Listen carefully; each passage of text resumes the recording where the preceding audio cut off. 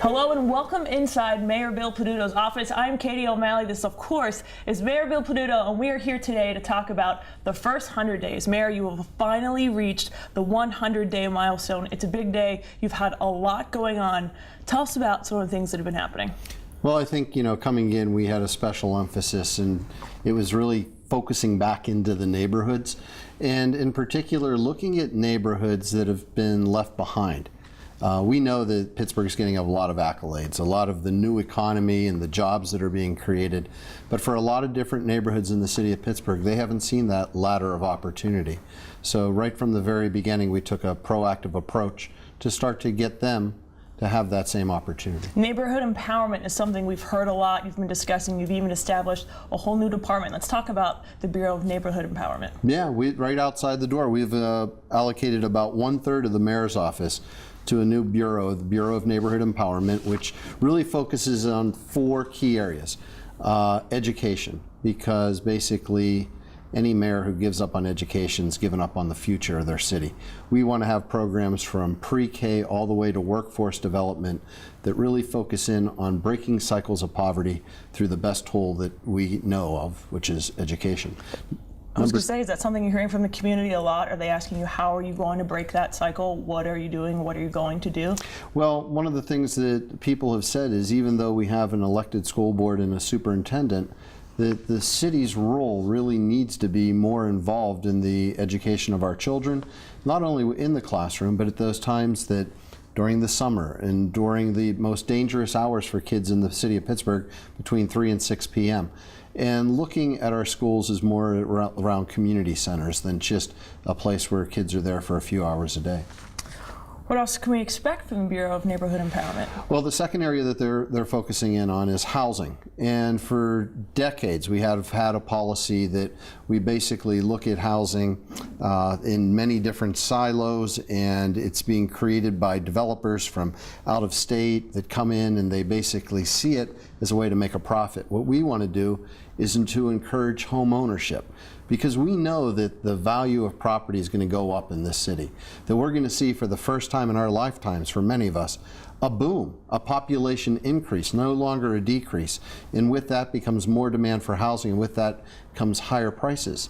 But what we don't want to see is anybody pushed out because of that success. So we're really going to focus in on the opportunity to create home ownership in neighborhoods throughout the city. And through something known as potentially a land bank? Well, we've just gotten a great tool by City Council. City Council, through the efforts led by Councilwoman Deb Gross, assisted by Councilman Corey O'Connor, and all of Council, to be honest, has passed historic land bank legislation.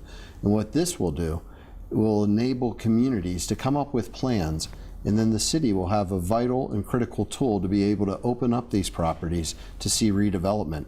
Properties that have become vacant and blighted and abandoned will now start to see families back once again in them. Now, speaking of critical tools, one of your most paramount and forward-thinking approaches right now to your administration has been the concept of open government. What exactly does that mean? For somebody who's maybe not familiar with the practices you've tried to put in place already, you look to put in place, for you, what is open government, and what does that mean to the residents of Pittsburgh? For me, open government is essential. It's your government. It's not owned by the people who work here. It is the government of the people, and the people should have access to all the information that we have access to. You shouldn't have to write to the city requesting a right-to-know request in order to be able to get information that's available and owned by the public.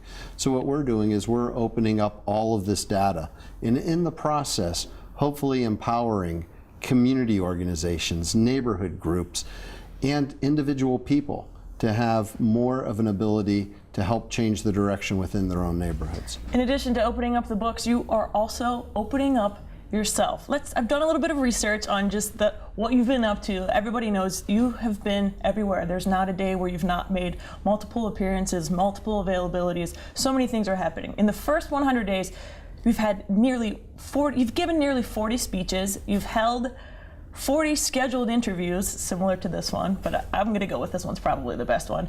Met 30 times with government officials, and that's not including your regular meetings with council, and you've made almost 10 trips outside of the city. And all of that has been noted and seen by the public on your public schedule. You've released your own schedule to the public. Everybody knows what you're doing all of the time. Why has that been so important to you? I guess people should know where their mayor is and what their mayor does. You know, it's kind of interesting. A lot of people said, well, if you start putting that type of information out, people are going to be showing up, they're going to be asking you questions. Good.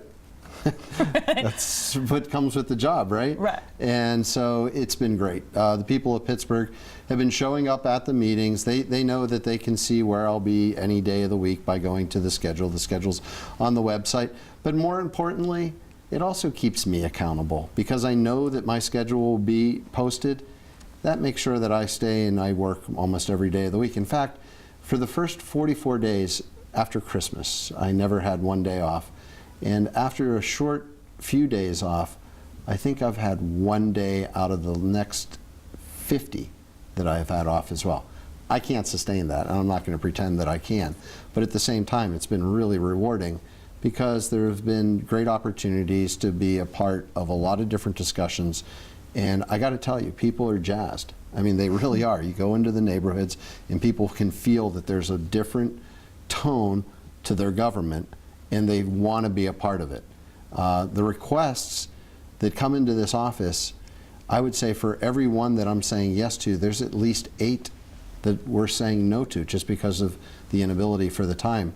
But, you know, we got 4 years, so we'll get around. Now, you have started to set a tone. You just said the pace at which you're moving is not sustainable, which I think is encouraging because it would be a true detriment to your health physically, I think, if you kept moving this way. Yeah. But the tone that you set and the impressions that you're giving people that you are here to listen, you are here to affect change, you are here to do things that maybe have been neglected or haven't been done in the past. Was that a major approach? Was that a big pillar for you in this first 100 days? Yeah, it's really to change the model of city government from one that is basically dictating what is going to happen within neighborhoods to one that's listening to people within the neighborhoods so they have more of a say of what city government can do. Empower people, give them the tools to solve their own problems, and let city government become that vehicle. One of the things that we launched just recently, which I'm kind of excited about, is Mayor's Night Out, Mayor's Night In. Mm-hmm. And so basically it's an opportunity not just for myself but our whole team to go into a neighborhood and just to listen and to be able to answer back to a lot of the concerns that are happening, but more importantly, to soak it in, to get an understanding what the issues are and what people are concerned about in specific neighborhoods. And then once a month, Mayor's Night In, where people come right here, they sit down, one-on-one meetings with people, 4 minutes with me, and then directly to the people who are going to be able to help you with your problem. I love it, and my team loves it too, and I guess that's part of the new approach. If you could guesstimate how many people you think might show up to the first Mayor's Night In, how many people do you think are going to be here? 6. Times 10. Maybe, yeah, I know. There'll be a few.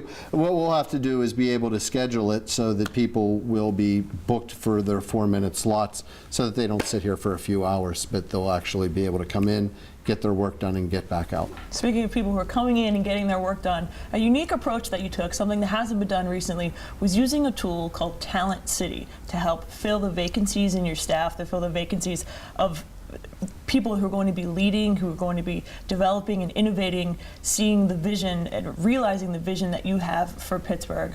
What has your experience been with Talent City so far? And I believe there's already 6 positions that have been filled. So Talent City has and is the largest example of direct democracy for hiring in American history.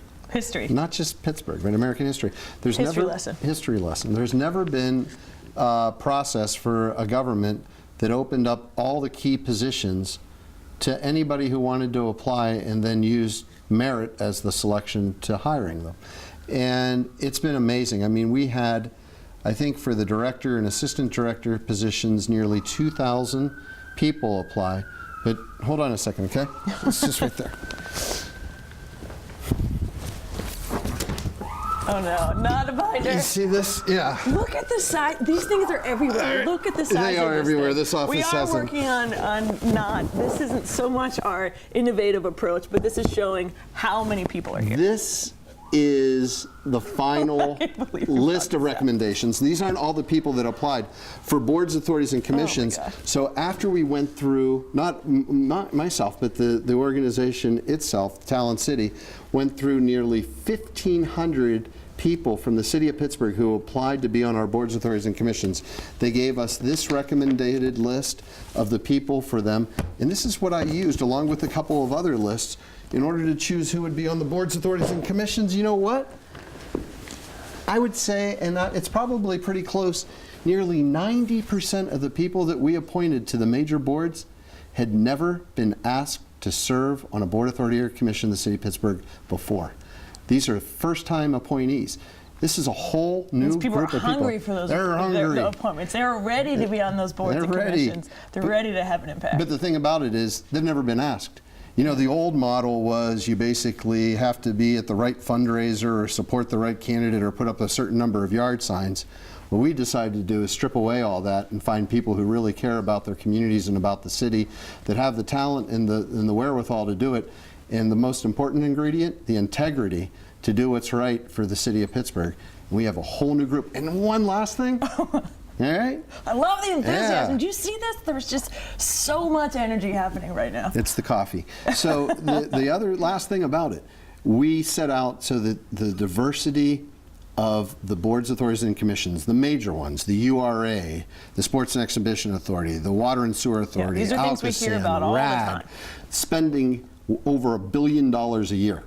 The people that have the ability to really transform the city. We wanted the boards to look like the diversity of the city of Pittsburgh.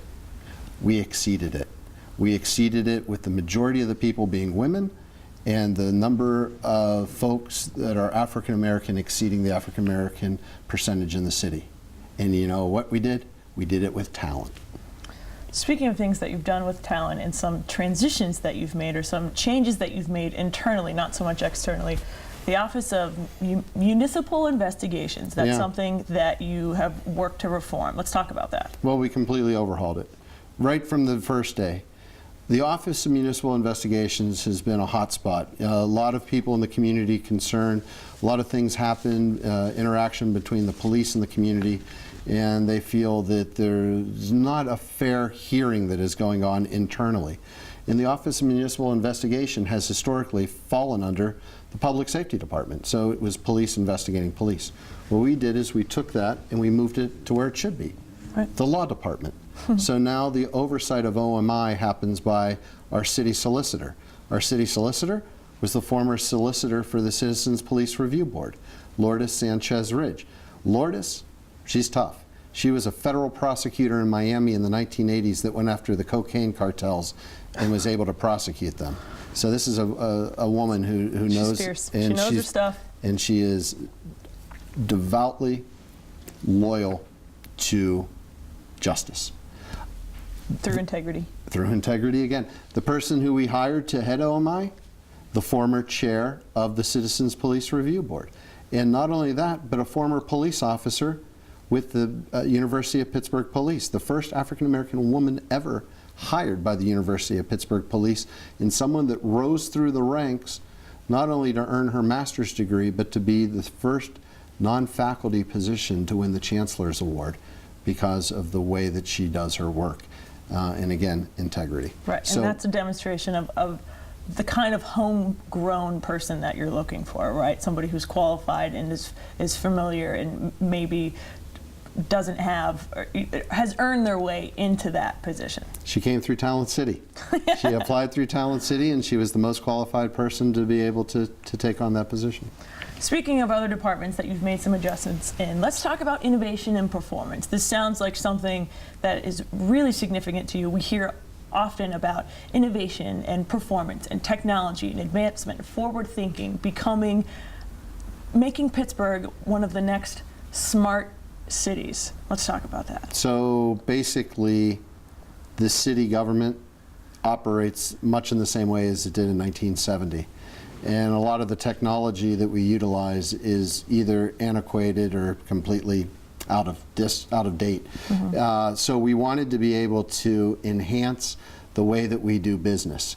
We wanted to make it easier for people to get permits. We wanted it to be easier for people to file for their taxes. We didn't want to penalize people for utilizing technology, but sort of steer it towards that.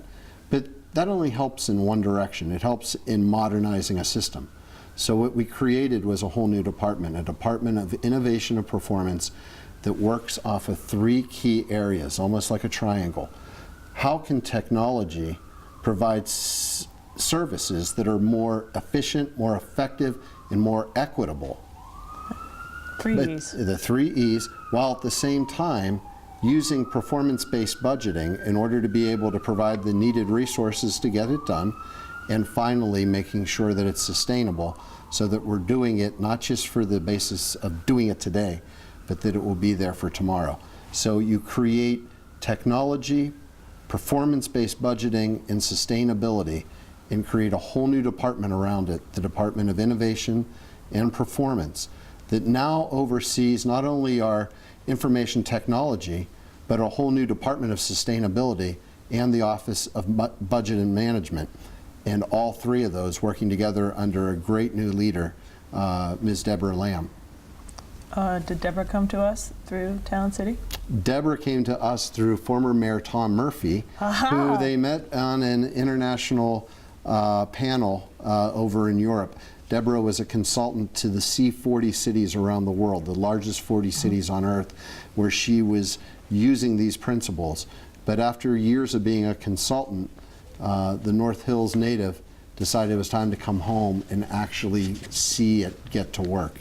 That's something I like to refer to as the Western Pennsylvania boomerang. Yeah. Gets a lot of people. This region brings you back. Maybe the people who left this area brings you back. One unique thing about Deborah, the first director in the city to speak both Mandarin and Cantonese. Wow. Maybe we can have, lessons. Maybe we can do webinars. She can teach us. We can have a word of the day. We should have a Mandarin word of the day. Why not? Okay, now that's a great transition into some of our fun, a little bit more lighthearted. Unless there's some issues that we didn't address that you'd like to bring up. Is there anything that we've missed that you would really like to hone in on right now? The floor is all yours. No, I think that's good for the start. Okay, so the fluffy stuff, but it's still, it's not fluffy. It's still substantive. Let's talk about it. Why? What's the best thing about being mayor? You've worked in this building for 2 decades. You've walked into this building for work nearly every day for 2 decades. But there was a day on starting January 6th, when now you walked in as the mayor of Pittsburgh. So the best part of being it is, number one, you lose your first name. Yeah, nobody calls you Bill. No, it's just like, hey, Mayor. Mr. Mayor. Yeah, but it's Pittsburgh, so it's Mayor. Mayor. Hey, Mayor. That is true. It's like my Aunt Mary. I call hey, her Mayor. Mayor. Right? Yeah. That part of it is fun in a sense, I guess. But you have the ability to make somebody smile. And I can tell you, because walking in the morning and standing there waiting for the elevator with my coffee in my hand, and the person sitting there who's trying to pay their taxes or something will look and do a double take. And you just say, hello, how are you this morning? And you have a small conversation, and that person will smile. It's a great feeling. It's wonderful. The second thing is, after 19 years of being on the other side of the hall in council and trying and get something done and calling and doing everything, boom, instantaneous ability to get stuff to happen. There's a dilemma in that, because there's only so much you can get done, and there's only so many resources that can be extended. But at the same time, it's sort of like watching somebody else play a video game for 19 years and finally getting the opportunity to play that game. And the third part about it is building your own team, bringing in your own people, having the opportunity to use Talent City and these other opportunities to bring in a lot of new blood that has a similar vision of where this city can be. Sort of this knowledge that we're not quite at our potential, but we can get there. And if we do, then watch out, because things are really going to start happening in this city. If you could have a theme song, or think of a song that will be your theme song for the first 100 days, what would be your anthem? Stand by REM. Okay, I have one for you. All right. But it's not so Stand much by the whole... REM, by the way, if those who don't know it, it's just stand in the place that you are. Think about why and something, something, something. I can't remember the lyrics. It's okay, we can work on those later. Okay. So my suggestion, are you familiar with Sharon Jones and the Daft Kinks? Coincidentally, here in Pittsburgh at the Byham Theater this week, they have a song and an album titled 100 Days, 100 Nights. The opening lyrics of the song, 100 Days, 100 Nights to Know a Man's Heart. Do you think Pittsburgh got to know a man's heart in the first 100 days? I hope so. I hope that it was sort of a lesson that was learned over the years of honing the skills in City Council, one that was shown throughout a campaign that lasted a full year, and then through 100 days of actually taking the things that we said that we would do and putting them into practice. As we put things into practice, what are we looking forward to? Now looking ahead, moving forward past 100 days, what's the thing you're probably the most excited about, or a couple of things you're the most excited about here? Well, we're putting the final touches on bringing the entire team together, and we still have a couple of critical hires to make. We're still in the process of looking for the best candidate for public safety, and then once we do that, looking at our chiefs for our public safety bureaus. We still have our finance and Office of Management and Budget positions to fill out. And once we have that done, and we have our boards, authorities, and commissions, I'm really looking forward to seeing the interaction between the people that we have brought together, who have all this incredible talent, to start to build out a vision for this city that is based upon the needs and the wants of people in their neighborhoods. It will all start to flesh out over the course of this next year. And in a way, my job is not to be the rudder, but to be the engine to make sure that we get there. And good news for all of us is that we will be introducing all of those people here in situations just like this. So Mayor, thank you so much for your time today. Congratulations on making it to 100 days. We wish you the best, and I can't wait to see what comes out of the office as we continue to progress. For the Mayor Bill Peduto, I'm Katie O'Malley. Thank you for watching.